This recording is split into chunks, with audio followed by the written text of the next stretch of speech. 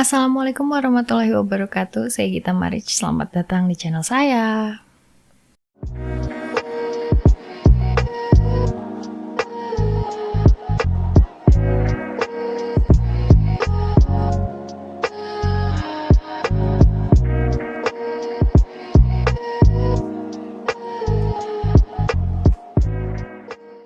Di video ini saya ingin bahas sedikit tentang fenomena yang selalu asik sih untuk diperbincangkan, yaitu tentang indigo. Atau biasa juga kalau orang-orang tuh taunya indera keenam. Dan erat banget kaitannya dengan hal-hal yang berbau supranatural. Gitu. Jadi kalau misalnya kita googling nih, indigo itu biasanya dikaitkan dengan hal-hal supranatural, yaitu membuka cakra mata ketiga kita. Pokoknya supranatural deh, hal-hal yang gitu-gitu. Nah, kalau soalnya kayak akhir-akhir ini tuh kayak yang kita tahu ya, mulai banyak orang-orang yang muncul ke permukaan dan mengungkap identitas mereka bahwa mereka itu adalah seorang indigo. Saya sendiri baru menyadari, baru tahu bahwa di Indonesia banyak juga ternyata orang indigo. Jadi tertarik untuk bahas sedikit. Kalau misalnya kita cari tahu asal-usulnya, kata indigo sendiri itu dari bahasa Spanyol yang artinya adalah warna nila atau vibrasi biru ungu. Sementara istilah indigo sendiri dicetuskan oleh seorang parapsikolog asal San Diego, Amerika Serikat yang bernama Nancy Ann Tape di tahun 1970-an. Jadi Nancy ini lihat ada anak-anak yang warna auranya itu warna indigo atau warna nila ini.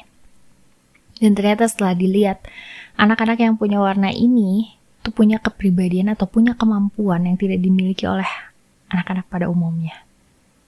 Nancy tuh percaya banget bahwa setiap anak yang lahir di dunia itu memiliki warna yang berbeda dan itu erat banget ya, warna itu tuh erat banget kaitannya dengan kepribadian. Jadi warna apa kepribadiannya apa. Nah, yang warnanya indigo ini punya kemampuan khusus secara supranatural itu. Gitu. Penelitian tersebut nih akhirnya dia tumpahkan dalam sebuah buku yang berjudul Understanding Your Life Through Color di tahun 1982. Nah, sementara di tahun 1998 ada dua orang penulis yang namanya Lee Keller dan Jane Tober juga sama menulis buku tentang anak-anak indigo. Judulnya itu The Indigo Children, The New Kids Have Arrived, di mana isinya lebih ke ciri-ciri anak indigo. Nah, salah satu ciri dari anak indigo adalah memiliki old soul atau jiwa kuno. Jiwanya tua, jadi dewasa lebih dulu ketimbang anak-anak pada seusianya, pada umumnya. Jadi anak-anak ini tuh kalau misalnya dikasih satu masalah atau menghadapi masalah yang pelik, mereka tuh bisa menghadapi dan mencari solusi yang out of the box. Hebat. Kalau misalnya lihat dari ciri lain juga, kalau dilihat dari segi spiritualitas itu, mereka tuh punya tingkat spiritualitas yang tinggi di alam bawah sadar mereka. Tingkat spiritualitas yang sangat kuat dari kecil. Sementara kalau dari ciri fisik itu, mereka memiliki lingkar kepala yang lebih besar daripada anak-anak pada umumnya tadi ya. Kan kita tahu ya, kalau misalnya anak-anak indigo itu, karena erat kaitannya dengan supernatural tadi kan, kita tahu bahwa anak indigo itu bisa meramal, lihat masa depan, bisa telepati, bisa juga lihat makhluk tak kasat mata. Yang kita tahu kan seperti itu. Nah itu tuh ternyata katanya dari cara kerja otaknya yang lebih tadi. Makanya ukuran kepalanya lebih besar daripada anak-anak pada umumnya. Sementara kalau menurut spesialis kejiwaan nih, dokter spesialis kejiwaan, Dr. Haji Tubagus Erwin, beliau mengatakan bahwa anak-anak indigo ini rata-rata memiliki IQ di atas 130. Memiliki kecerdasan superior. Sementara salah satu profesor dokter psikiatri dari di State University of New York, Upstate Medical University yang bernama Russell Barkley, beliau tuh mengatakan bahwa tidak pernah ada riset sih tentang fenomena ini. Jadi korelasi antara medis dan supranatural ini tuh tidak pernah dilakukan. Itu nggak pernah ada riset tentang fenomena ini yang terkait ini tuh nggak ada, katanya gitu. Ya kalau kita tahu nih ya, kan selama ini kita yang denger itu tentang anak indigo dewasa kayak gimana sih? Masa udah besar tetap dikatainnya anak indigo? Nggak ya, indigo dewasa nih. Kita sekarang sedikit bahas tentang ciri-ciri indigo dewasa. Seorang indigo dewasa ini ternyata tuh punya ciri yang juga unik ya, bisa dikatakan unik daripada orang-orang dewasa pada umumnya. Jadi cirinya itu seringkali menjadi pemberontak, kreatifnya luar biasa, terus memiliki jiwa sosial yang tinggi. Gitu. Nah kalau misalnya melansir dari Tree of Talk sih, karena jiwa kunonya ini tuh indigo tuh sering dikatakan makhluk luar galaksi kita, kayak alien gitu kali ya. Kalau dari Tree of Talk kayak gitu katanya. Terus menurut riset lagi nih, menariknya itu orang-orang yang indigo ini tuh lahirnya tuh di tahun antara gitu ya, di jenjang antara tahun 1980-an akhir sampai 1980-an awal. Jadi rata-rata orang-orang yang indigo itu lahirnya di rentang waktu itu. Menarik kan? Nah jadi biasanya nih karena old soul-nya itu indigo ini suka sulit bergaul. Jadi selalu bermasalah sama lingkungan, apalagi dengan norma-norma yang berlaku di lingkungan gitu. Jadi yang menurut kita sih biasa ya si norma sosial itu, tapi untuk orang-orang indigo itu tidak bisa diterima. Jadi mereka selalu punya prinsip sendiri yang bertolak belakang gitu. Itu yang bahkan keluarganya sendiri itu sering susah memahami orang-orang indigo ini karena unik lah, intinya unik gitu. Nah, ini kalau misalnya ngebahas berkaitan dengan medis ya, indigo sejak pandangan ahli kejiwaan terhadap pandangan dari sudut medis tentang indigo gitu.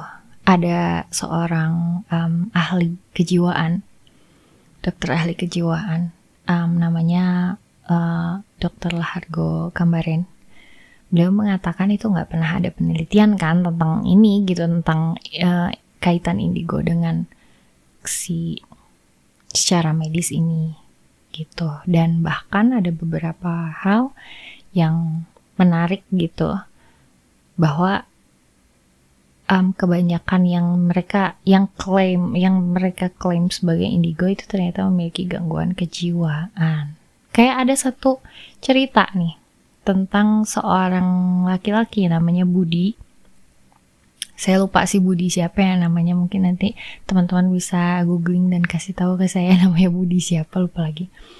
Budi ini tuh dari tahun 2008 tuh dia pas lagi SMA itu sering banget kayak isi kepalanya tuh penuh, jadi kayak nggak bisa konsentrasi, banyak banget yang bicara di kepala dia gitu. Jadi dia nggak bisa konsentrasi, dia nggak bisa bergaul, sampai teman-temannya juga ya banyak yang ngatain lah gitu ya.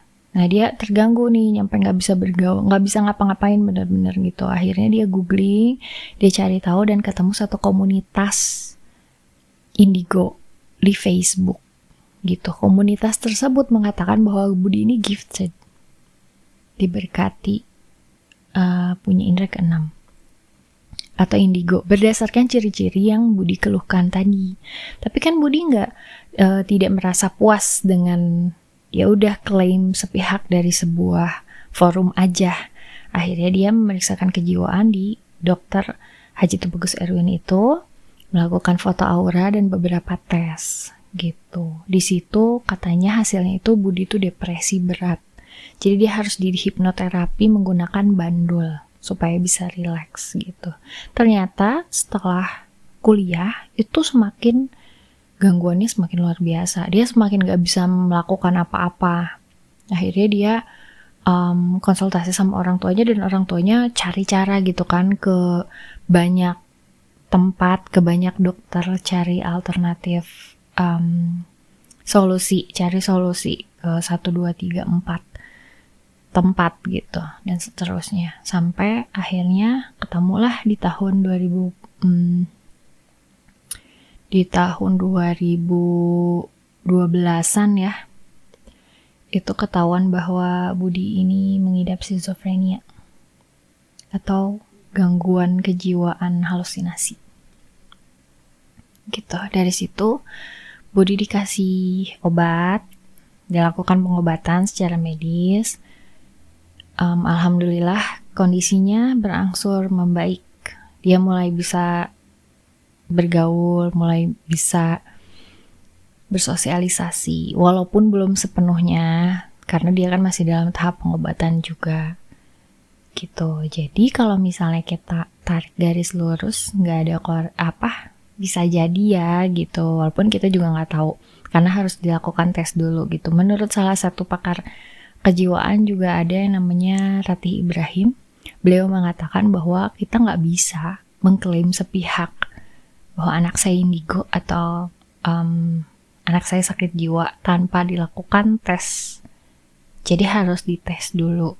Pernah ada kasus di mana ada seorang orang tua yang kekeh bilang kalau anaknya itu bisa lihat sosok perempuan di atas tumpukan VCD. Ternyata setelah dilakukan tes, dilakukan penelusuran, anak tersebut tuh pernah puterin VCD horor waktu umur 3 tahun sama mbaknya. Itu menurut Ratih itu adalah sebuah trauma. Jadi bukan indigo bisa melihat sosok tersebut, tapi lebih ke trauma yang ada di alam bawah sadar si anak karena pada waktu umur 3 tahun tadi. Tapi kekeh ya orang tuanya. Ada juga orang tua yang kekeh bilang anaknya indigo karena bisa meramal. Kebetulan ramalannya tepat, tapi setelah dilakukan tes, anak tersebut mengidap skizofrenia akut. Dan kalau misalnya nggak ditangani dari dini, bakal susah ya. Jadi masih banyak, menurut para ahli kejiwaan itu masih banyak orang-orang yang nggak mau membuka diri. Jadi menurut Ratih ini banyak orang tua yang lebih senang anaknya disebut indigo dan lebih senang untuk pergi ke seorang guru spiritual atau dukun ketimbang ke dokter. Padahal pencegahan secara dini, kalau misalnya dari dini gitu ya dicegah, semakin mudah juga diobatinya. Karena kalau misalnya udah parah, apalagi nyampe jadi antisosial dan merugikan orang lain, itu yang bakal jadi masalah. Nah, selama ini kan masih lumayan tabu ya kalau misalnya ada orang yang tiba-tiba dengar bisikan atau apa untuk dorongan untuk melakukan sesuatu, terus disebutnya indigo dan ternyata memiliki gangguan kejiwaan, itu masih tabu di kita. Karena yang disebut gangguan kejiwaan itu relate-nya gitu ya, kalau di kita tuh dengan gila. Itu padahal nggak selalu gila. Dan kalau misalnya mau bekerja sama antara orang tua dan dokter, itu anaknya ya bisa lebih cepat juga disembuhkan. Mungkin, menurut Ratih ini mungkin memang benar ada anak-anak yang indigo, yang istimewa, yang gifted tadi itu mungkin memang benar ada. Tapi ya 1 banding berapa lah. Dan harus dilakukan tes dulu. Gak bisa langsung mengklaim aja anak saya indigo tanpa dilakukan tes. Karena banyak juga yang orang yang tiba-tiba menari, tiba-tiba berbisik, tiba-tiba ngomong bahasa ular, misalnya mendesis gitu, kayak di Harry Potter, ngomong bahasa ular gitu, terus diklaimnya kerasukan, padahal kalau misalnya di tes secara medis epilepsi, dan ternyata setelah diobati menghilang ciri-ciri yang tadi-tadi itu. Gitu. Jadi abu-abu juga ya. Gak bisa disebut gini itu tanpa dilakukan tes dulu. Kalau dari tadi nih yang saya sebutin ciri-cirinya, kira-kira kalian ada nggak? Kalau misalnya ada, bisa jadi indigo atau gangguan kejiwaan. Makasih udah lihat video saya, udah nonton dari awal sampai akhir, walaupun mungkin jangan ngantuk lah ya. Makasih banget. Dan tunggu juga video-video selanjutnya. Semoga ada pelajaran dan ilmu yang bisa diambil. Kalau enggak apa-apa. Cukup di subscribe, like aja. Makasih. Assalamualaikum warahmatullahi wabarakatuh.